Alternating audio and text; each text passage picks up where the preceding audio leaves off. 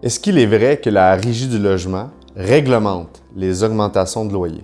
C'est pas la Régie du logement qui réglemente. La Régie du logement est le tribunal chargé de l'application du règlement sur les critères de fixation qui a été voté par le gouvernement du Québec. Donc, c'est un règlement qui prévoit, oui, depuis, ça fait plus de 25 ans, là, 30 ans, un mécanisme d'augmentation et c'est pour ça qu'à chaque mois de janvier, la Régie sort les indices, alors qui servent de base bien souvent pour l'augmentation du loyer entre propriétaires et locataires. Et s'il n'y a pas d'entente, ben, le propriétaire doit faire la demande. Éventuellement, la Régie du logement va statuer.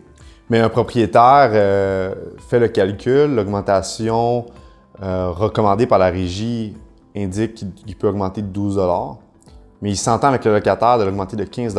Est-ce que le propriétaire est dans un code où est-ce qu'il est illégal? Non, pas du tout.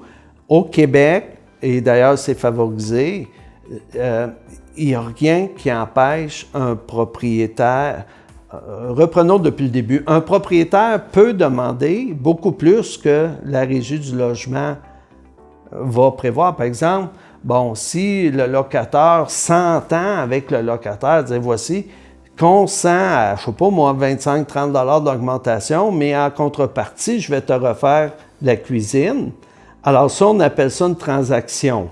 OK? C'est parfaitement légal.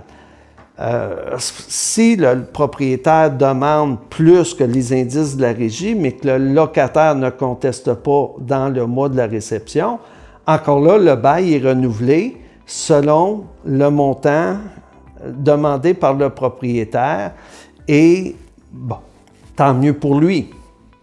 Cependant, si le locataire conteste, c'est là que la Régie éventuellement va suivre à la lettre le règlement sur les critères de fixation. Et bon, les augmentations, le locataire aura droit à l'augmentation auquel il a droit en vertu de ce règlement-là.